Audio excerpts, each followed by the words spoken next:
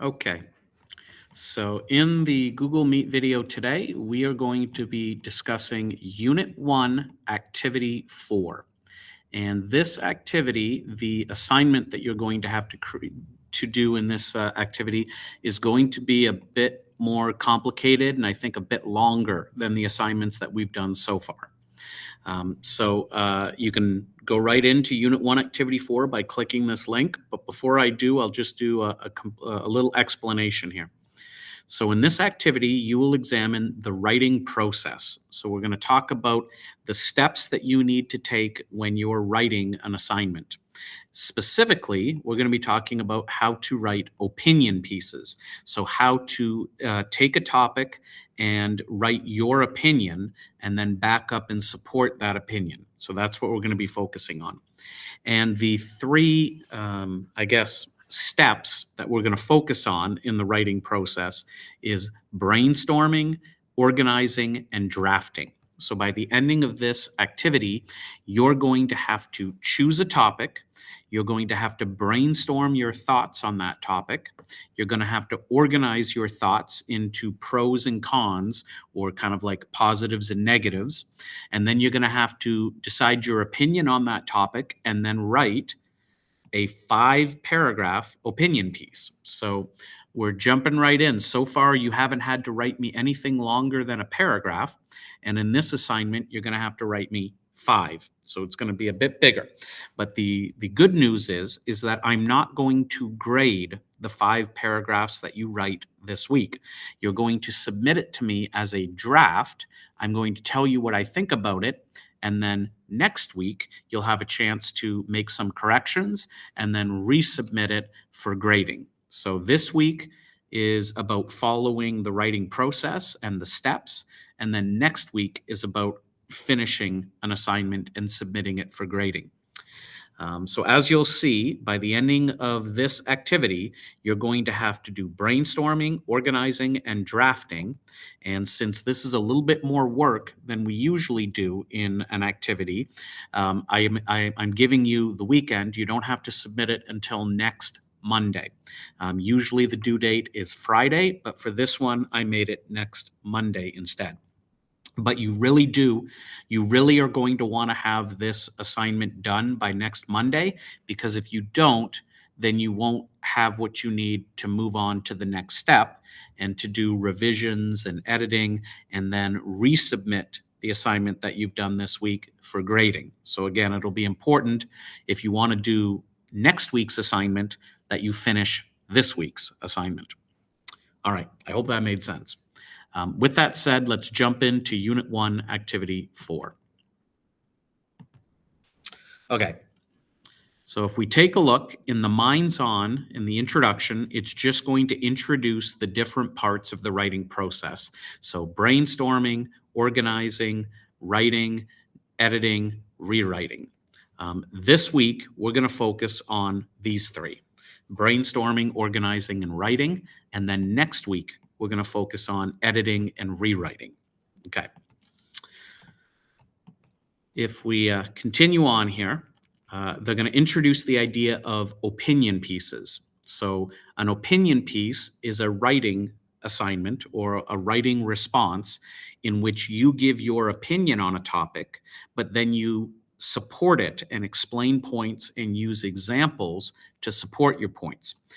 I think the number one problem that I have when students write me opinion pieces is they almost never have a problem giving me an opinion and telling me what they think.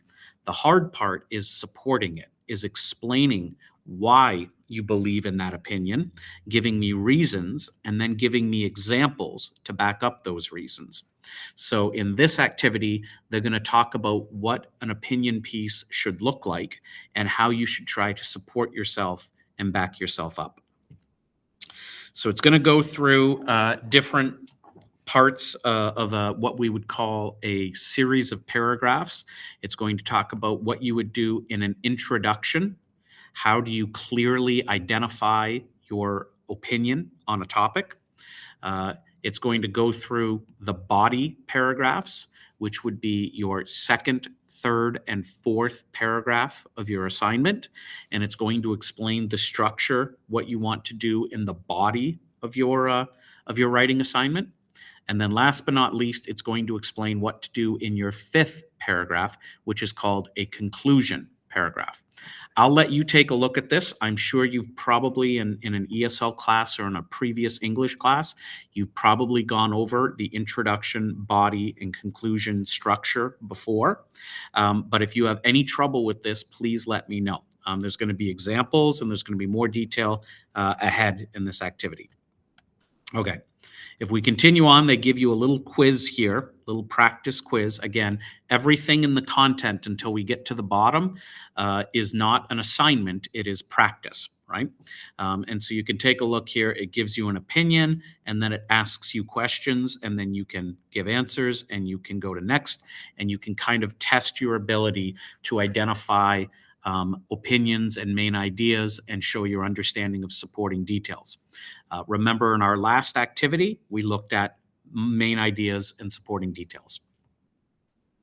If we continue on, it's going to talk about a little bit more about the philosophy and the ideas behind how to express your opinion in an effective way.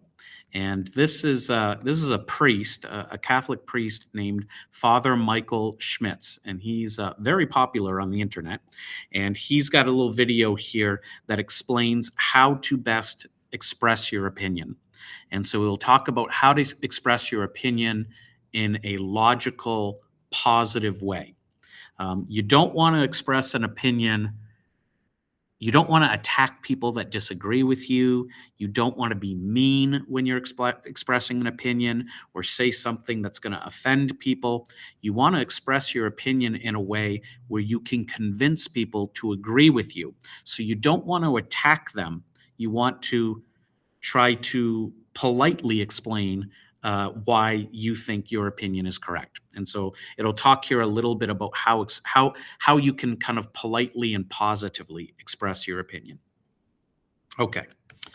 We're going to get into brainstorming. They're going to talk about how to brainstorm. And I think you've probably done brainstorming before. I used to, when I was in school a long time ago, I used to just take a piece of paper, put a topic in the middle of the page, and then just write any idea that I could think of all around the topic, all over the page. I know nowadays that many students use their cell phones, use online programs. You can brainstorm all sorts of different ways now. But the idea is just to take a topic and try to come up with as many subtopics or as many ideas as you can think of about that topic as you can. And then you can narrow that down later on. And so they've got a question here. Should cell phones be banned from movie theaters? I say yes, but I'll leave it up to you to have your opinion. But should cell phones be banned from movie theaters? And so what the idea would be is you would write down, you would brainstorm all of your ideas, anything you could think of, anything positive, anything negative. You would come up with a list. And so they come up with a listing of points here that they have brainstormed, right? Some of them are positive that say, oh, people should be allowed to have cell phones in the theater. Some of them are negative about why people shouldn't have cell phones. So the idea is not to just stick to one side at this point. The idea is to brainstorm as many ideas as you can think of. Then you get into organization. So you take all of the ideas that you have written down and you put them into like a pros and cons list. And if you haven't heard the term pros and cons before, pros means positive, cons means negative, right? So you would write all the pros about, yes, cell phones should be banned. So these are all the reasons it should. And then cons, all of the reasons that no, cell phones should not be banned. And then you'd put them into those two categories. And then what you can do is you can look at your lists and you can decide, well, which one of these arguments do I believe more in? Which one of these arguments do I have more points for? Which one of these arguments could I do a better job explaining? And then you can pick which side of the argument you're going to write about. Okay. I would always suggest doing this brainstorming and organizing Sometimes students think up their opinion immediately and just start writing without planning and without putting their ideas on paper, and it usually doesn't come out as good. And sometimes students realize halfway through, I should have picked the other side. I can't. I don't have enough ideas here to write this argument, right? And so it's always better if you brainstorm and organize before you actually start writing your opinion. Okay. All right. If we continue on here, you're going to have some examples here where it's going to show you a reminder of what you're going to do in each of your 5 paragraphs. So if you were to write a opinion argument on cell phones being banned from movie theaters, it's just a reminder of how you would do that in 5 paragraphs here. And ultimately, what you're going to have to do in this assignment or in this activity is you're going to have to show me that you can write a 5-paragraph opinion piece. If we keep going, they're going to talk about writing stages, and they're going to give you an example. So if you take a look here,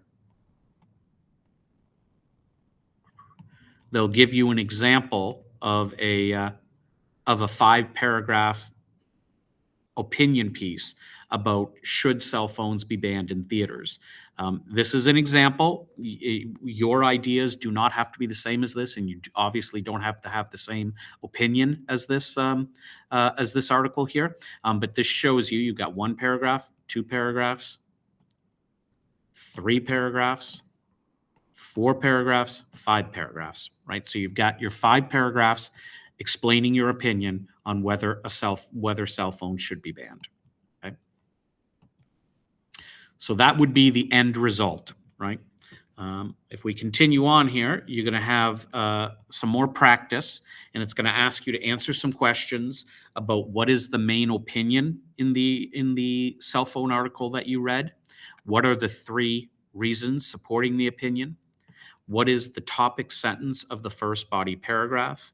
What is the topic sentence of the second reason, the third reason? And then you can see what the answers are, but it's just using this as an example to try to get you to double check that you know all of the different parts of the 5-paragraph opinion piece.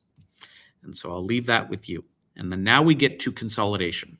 So we've practiced and you've seen an example, and now you're going to have to create your own example of an opinion piece. And so in this activity, you will begin to apply the writing process by brainstorming, organizing, and drafting an opinion piece.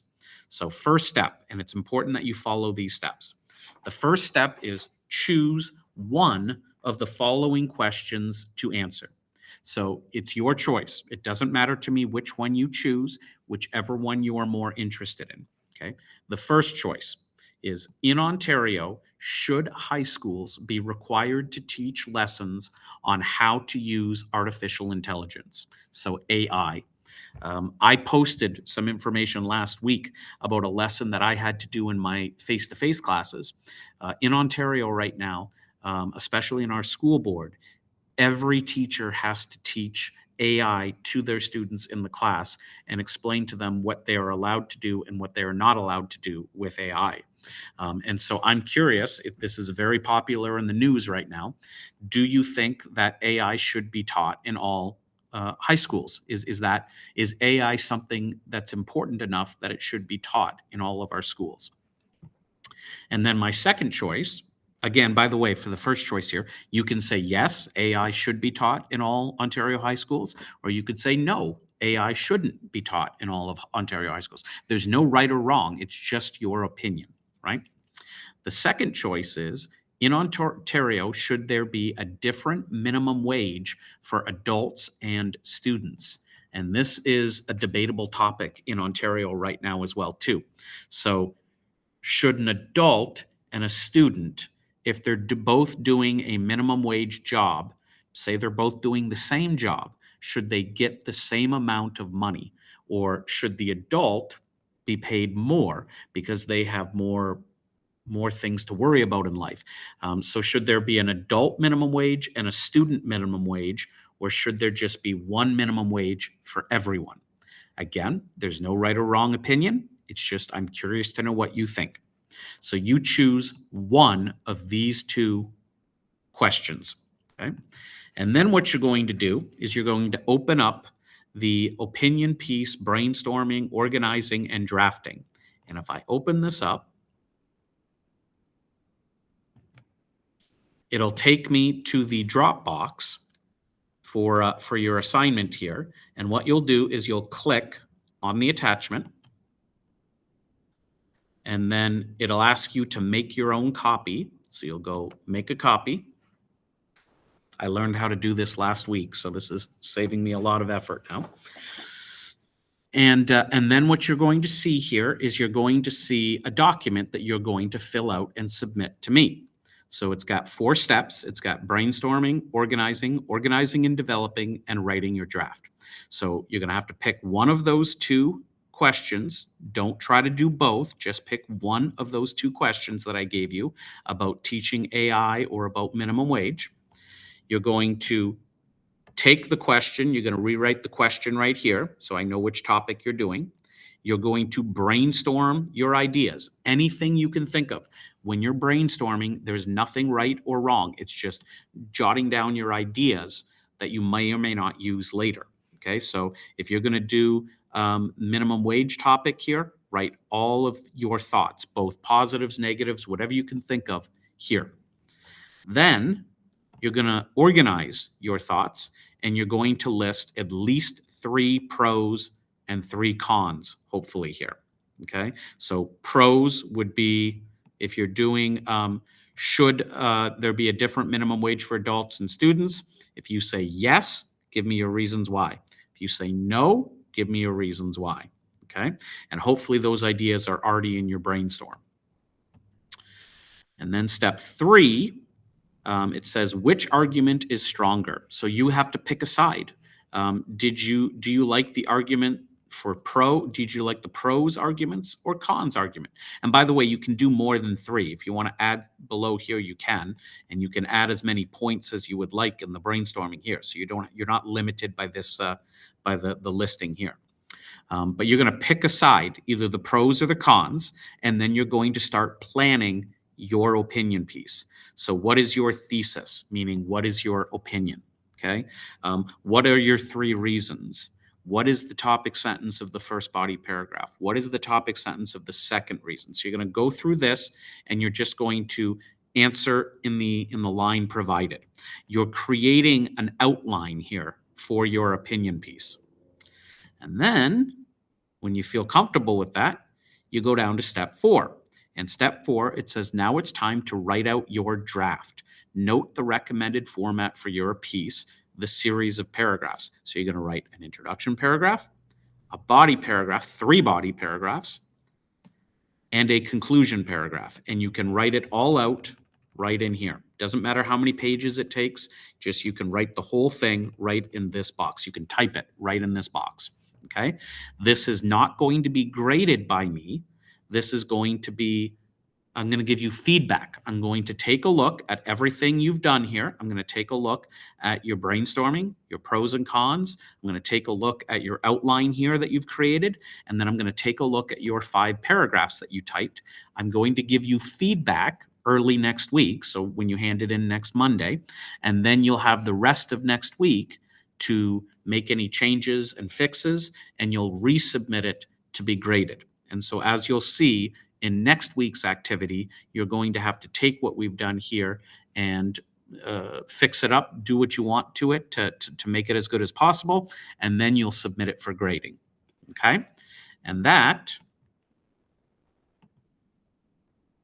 your assignment for this week. So again, if you take a look at the steps here, you choose one of the 2 questions, you fill out the brainstorming, organizing, drafting Google Doc. And in the process, you're going to show that you've begun your brainstorming. You're going to show that you've picked which argument you think is stronger. And you're going to show that you've written or typed out a rough draft. Okay. You've got a reminder here of what should go in each of your paragraphs. And this is the same thing repeated again. This is, again, access to the template. But yeah, that's it. That's your activity for this week, is to understand the writing process, to understand how to write an opinion, and then to begin organizing brainstorming, organizing, and drafting an opinion piece. If you have any questions as you're doing it this week, please let me know. And I'll stop the recording.